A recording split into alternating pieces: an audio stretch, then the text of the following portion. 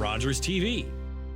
You're watching an interesting local show on Rogers TV and you want to know more. That's when you head to rogerstv.com. Our website provides more information about our programs, our hosts, our schedule, and about how you too can get involved with Rogers TV. Visit us online at rogerstv.com.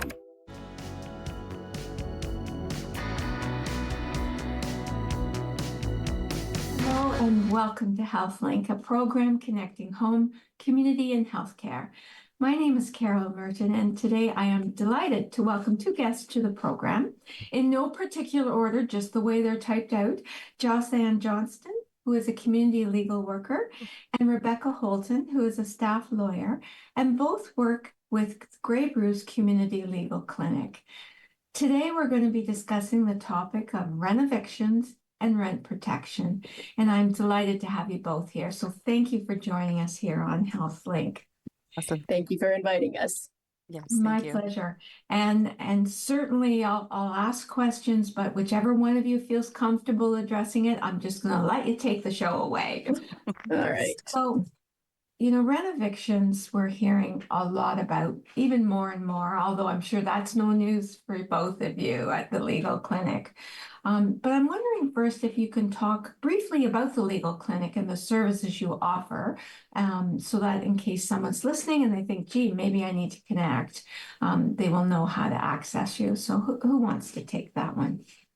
I'll let Rebecca take that one. She has a really good spiel that I've heard hers do before. Okay. Hot seat. All right. So the Grey Bruce Community Legal Clinic is we're funded. We're not Legal Aid Ontario, but we are funded by Legal Aid Ontario to help people living on low incomes in Grey and Bruce counties and on the Nawash and Saugeen reserves. When we say people living on low incomes, we do have a financial eligibility threshold for certain types of cases. But if someone does call in for help in an area of law that we can assist with, such as housing, we do offer 2 hours of free advice for anybody who calls in. After that, then any further help we're able to provide is determined on a financial eligibility basis.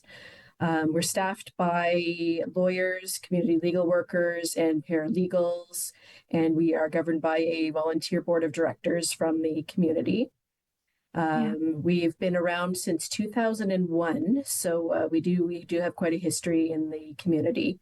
And we don't provide service in every area of law, but we help in areas that most often affect people living on low incomes, such as landlord-tenant, disability appeals, Ontario Works and other income support appeals, Canada Pension Plan, employment matters, some immigration matters. We're not able to assist with criminal or family law. We can do a very limited amount of litigation. But if somebody does have a question as to what we can help with, the best thing to do is call the clinic and we'll determine whether or not it is something that we can assist with. So a wide variety of services that you offer, but also you help people navigate the system. If you're not able to assist you help them get connected with other resources in our community. Absolutely. We try to make relevant referrals wherever possible and to offer as much support as we can in getting people connected to somebody who can help them if for any reason we're not able to assist them. Yes, for sure. I had no idea you were here since 2001. You're actually an institution now. Yeah, we're a hidden gem sometimes. Absolutely. Or I guess unfortunately sometimes. So I know we're here to talk about rent evictions and that, but there may be other topics you may want to you reference. So what is a rent eviction? Maybe we could have an understanding of what does that term mean? So a rent eviction is when a landlord has given a notice for eviction in response to them wanting or using like a basis for that notice as a renovation, or that they want to demolish or make some sort of like substantial changes that require the tenant to vacate. So that is something that landlords can use. It is an eviction avenue that they can take, but that comes with a lot of different kind of nuances that I think we would really like to talk about today. Yeah, so I think first to really understand like your tenant rights around rent evictions, we'd have to kind of talk about like what the oversight in ensuring that those are legal, and that would be the landlord tenant board. So they would make so that I guess the process would be that the landlord would give notice to the tenant of their intention for eviction based on these renovations, and with a termination date of when they would like the tenant to vacate. And if the tenant decides to exercise their rights with the landlord tenant board, they can go to a dispute hearing, and that's where they would have the matter adjudicated over to see if the eviction should be upheld. And then from then they would have an order, and then there's a process to have that executed. Yeah. Are you finding, and you use the term rent eviction, which is a term that I should use now rather than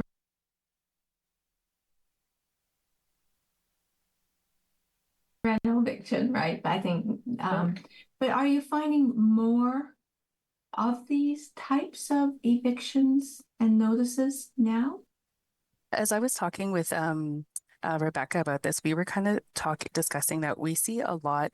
We do see the renovictions, so around the repairs. But what we find in the clinic, in our experience, has been on the rise is the landlord's own use, which would be an N12, and that's the form number. I'm looking that up as we speak. Yeah. So an N12 notice. So before I started working, I had no idea what any of those were. So now they just like roll off my tongue, and I forget that it might not be common knowledge either anymore. So a reno eviction would be an N13, and each notice has its own obligations that the landlord has to do, and how it's filled out. There's like some technical, like administrative pieces that we would look at that they have to align themselves with. But the N12 is used when the landlord would like to use the rental unit for their own use or a member of their family. And there's a short list of who qualifies as a close family member. Or they would use it if they had sold the property and the purchaser would like to use it for their own use. So we find that notice has been on the rise and becoming a little more popular lately. Yeah. So I would go ahead, Rebecca. I was also going to say I'm a little bit of a word nerd. So the word renovictions is a portmanteau. It's a combination of renovation and eviction. And the N13 form, which is the form that is downloadable from the Landlord Tenant Board website, is the form that the landlord gives when they want to do a renoviction or a renovation eviction. Now, we do want to say our clinic only acts for tenants. We don't act for landlords. There are other resources, namely the Landlord Self-Help Center, that we refer people to if a landlord does call in. And that's another provincially funded resource. But our clinic only helps tenants. So when a tenant is given an N13 or a renoviction form, it may be because the landlord wants to evict the tenant temporarily to do renovations. It may be because they want to demolish the building, or it might be because they want to convert it to non-residential use. And I do want to stress that there are landlords who serve these notices in good faith. They are using them as intended. What we have seen is a bit of a rise in these notices that are being given for reasons that are not, in our view, in good faith. They would like the tenant to move out, and they say they'll be able to move back in once the renovations are complete, which is their right, the tenant's right. But there is no deadline that the law prescribes for when the renovation needs to be completed. What happens is the renovation can sometimes be dragged out by unscrupulous landlords, and in that time the tenant gets frustrated and moves elsewhere, and then the landlord is free to jack up the rent and move somebody else in. So I would say that in Ontario, there is definitely a rise in these types of bad faith rent eviction applications. And again, not all landlords, many landlords are giving these forms in good faith, but we have seen an increase in bad faith rent eviction applications. So Rebecca, why do you think that is? Why do you think there's been this increase?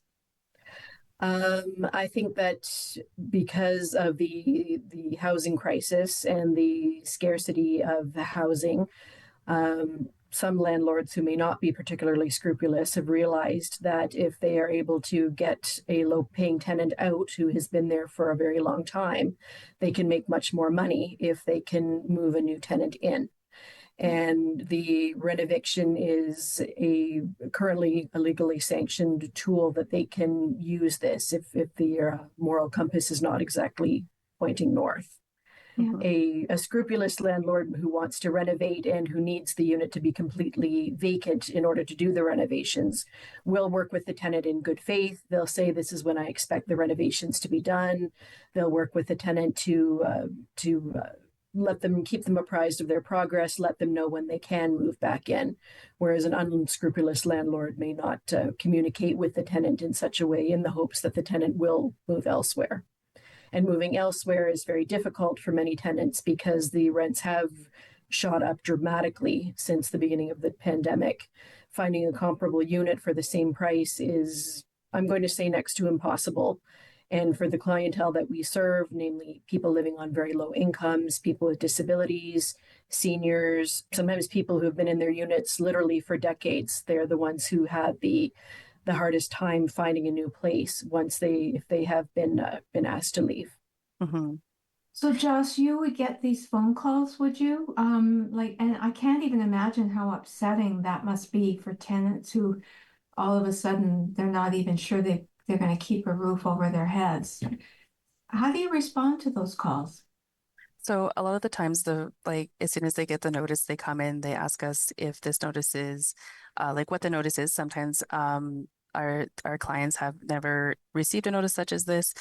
So we go over what their rights are, what the legal process, some standard advice on navigating the landlord-tenant board processes around that, what their rights are to a dispute hearing, and then we explore some of those aspects that Rebecca had said, is your landlord doing this in good faith, and what types of characteristics around the conversation and relationship can we pull out that may indicate whether this is in good faith or we feel it might be in bad faith. And that way we can better advise on, using the landlord-tenant board process to either fight the eviction if we feel it's in bad faith, or give them advice if it is in good faith, how that might end up and how we can try to get the best possible outcome for them. In terms of having a bit of control on, maybe when the eviction happens, and those different things. So it requires some conversation in trying to identify all the different characteristics that can come, because we are trying to figure out, from one side what is happening on the other side and whether it's in good faith or not. So obviously people would be anxious, overwhelmed, Very fearful, and then to have to appear before a board, or even make some sort of action. Do you help them in that process as well? Do you go with them? What happens if they have to make an appearance? So as Rebecca had indicated, we can give free legal advice. And then if we do find that our clients are needing additional help or more intensive help to help navigate that system, such as gathering evidence or organizing and submitting and then navigating the landlord tenant board's portal system, because they've gone completely, or they're attempting to go online and virtual. So that adds so there's no in-person hearings being held anymore. So that piece can be a bit challenging if there's an access or a barrier access to being able to utilize that system that is now being implemented. So we can offer first some initial advice, and then if we do feel that a client is in need of some more help, then we would do our assessment around our financial eligibility, and then we can help further walk through. We don't at this time represent many of our clients just based on capacity right now and our ability to serve, but we do try to help as close as possible in supporting them all the way through, including uploading evidence, organizing evidence, finding and explaining what would be strong evidence in making those submissions, and then doing some hearing prep on what to expect, because it can be very daunting to self-represent at a tribunal, which is less intense than a court system. I don't have any experience in that, but that's what I've been told, that it's a little less intense and you can self-represent at the tribunal. Okay. Rebecca, question. Can a landlord buy out a tenant? In other words, they want the tenant to leave, and they say, I'm going to give you an extra so many dollars for you to leave. Can a landlord do that? Yes, they can negotiate. It's called it's what we call a cash for keys offer. So if a landlord would like a tenant to leave, they can offer the tenant a certain amount of money to vacate the unit by a certain time and terminate the tenancy. The tenant may accept this offer, or they may not. They may feel it's so low, or too low. They may counter offer, or they may say, no, I would like to stay here. I'm not interested in pursuing a cash for keys offer. But normally, if both the landlord and the tenant are interested in negotiating a move-out date and a move-out deal, we do our best to try to facilitate that, to try to negotiate a solution that's mutually satisfactory for both sides. So you're able to assist in that process for sure. What are some of them? Maybe I can ask this question and then lead into the myths around, this eviction process. I've heard of tenants who are living in less than ideal situations, but they're so afraid to speak to the landlord for necessary repairs. They'll say nothing because they are afraid. Is that a myth or a fact?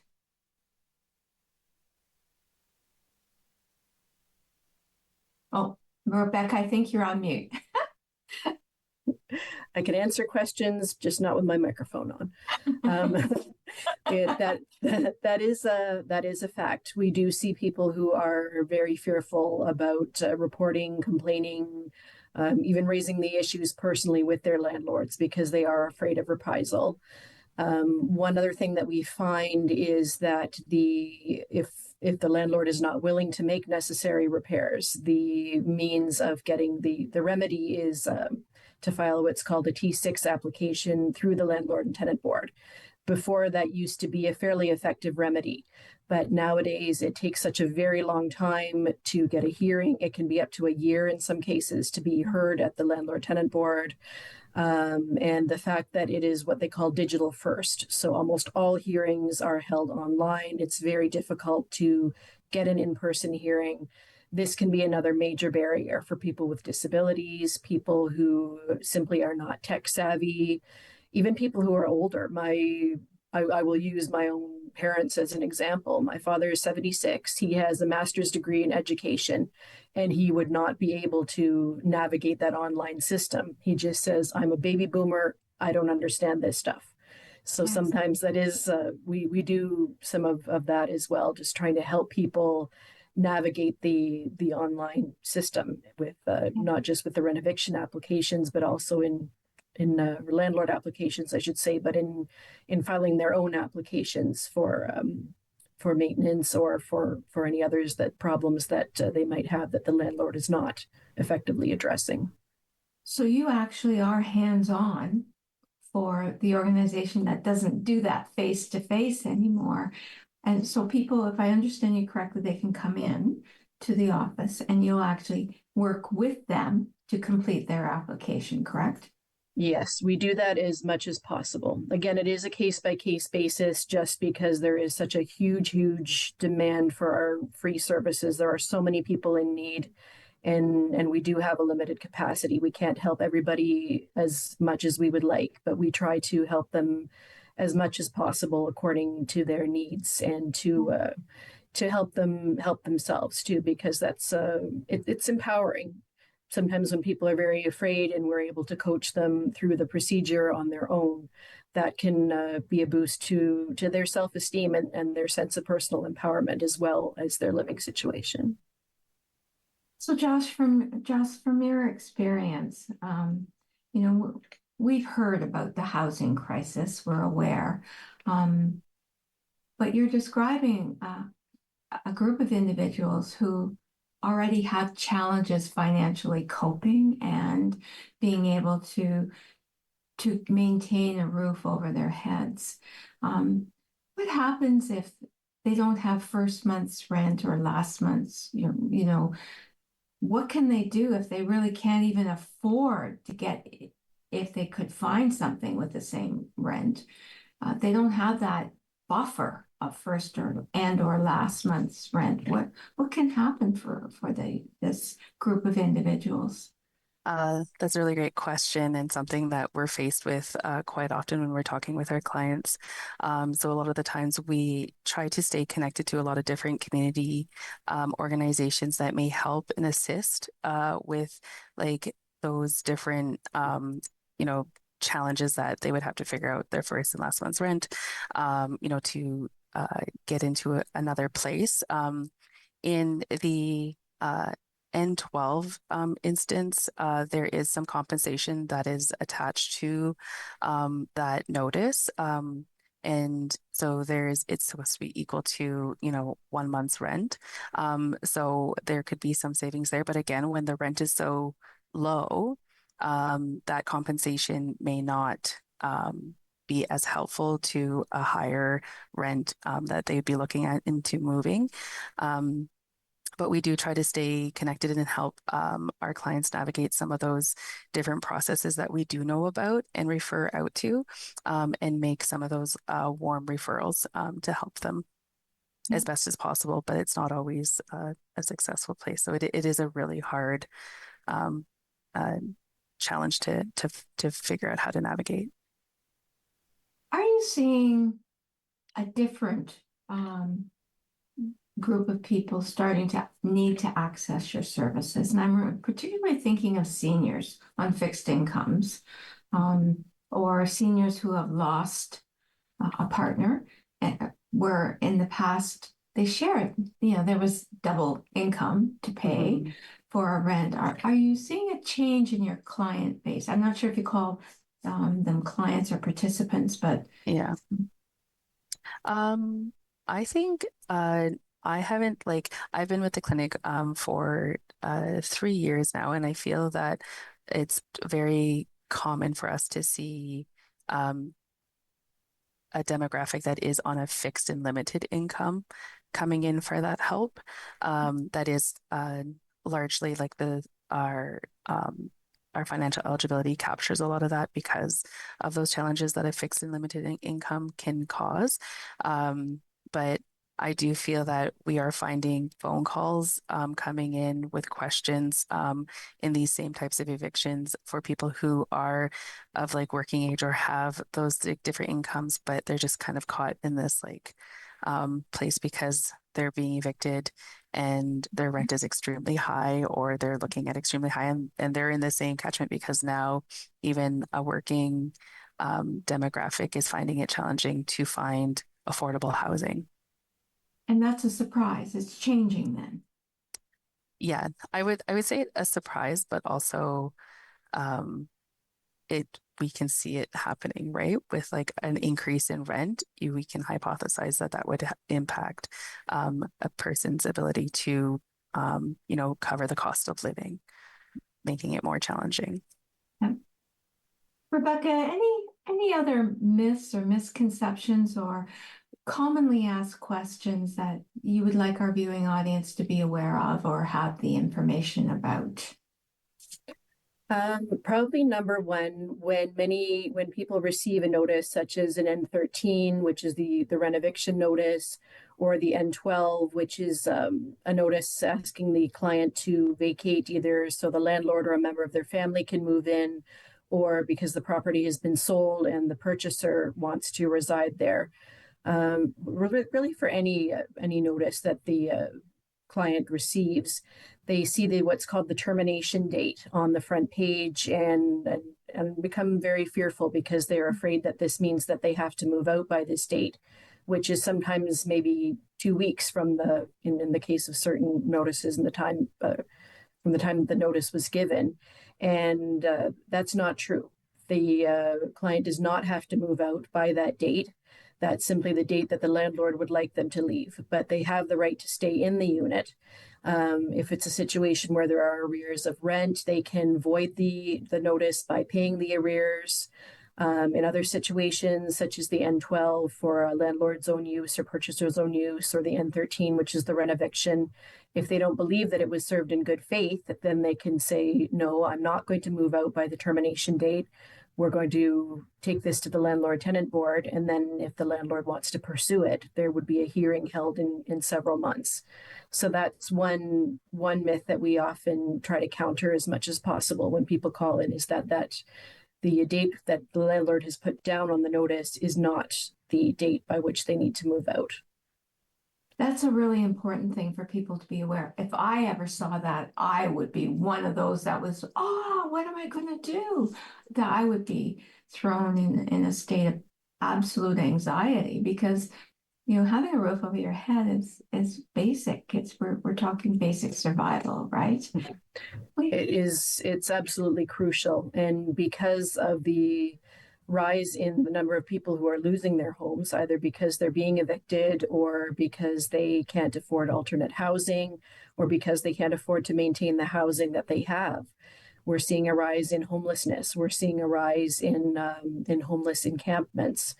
And there's been quite a bit of that in the news. And the best way to fight homelessness and homeless encampments and other concerns that people have is to keep people housed, to make sure that housing is financially accessible to everyone, and that housing is adequately sized, clean, well-maintained, the kind of home that everybody deserves to have. Really, the housing crisis sounds really like a financial crisis. If you have the money and you can, then you're able to roof yourself. We've got about less than a minute. Any quick last minute comments you'd like to share? If anybody out there is experiencing any concerns with their rental housing, please feel free to give our clinic a call. You can reach us at 519-370-2200. And we serve the Bruce County, Grey County area, and then the Nawash and Saugeen reserves. But if you happen to be watching from outside of our catchment area, you can go online. There are clinics all over Ontario, and there is a clinic assigned to each geographic region within Ontario that can offer you some support and some assistance. Excellent. I want to thank both of you for being on this program. I've certainly learned, and it's such critical information for us to be able to share with people. Thank you. Keep up the great work that you're doing. Thank you. Thank you for having us. Appreciated. Thank you to our viewing audience for joining us today to hear more about resources, programs, and services available to you, and also for your family. Take care. Stay safe.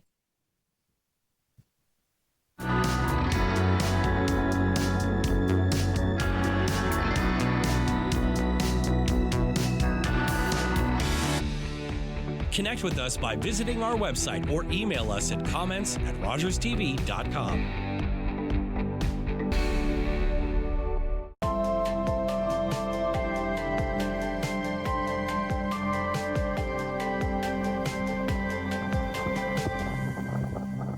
You're watching an interesting local show on Rogers TV and you want to know more. That's when you head to rogerstv.com. Our website provides more information about our programs, our hosts, our schedule, and about how you too can get involved with Rogers TV. Visit us online at rogerstv.com.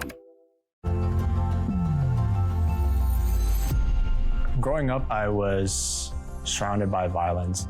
I had the drive to pursue education, but I didn't have the means. I couldn't afford to because the child welfare system is not enough to support youth who want to go into higher education. And that's where the Children's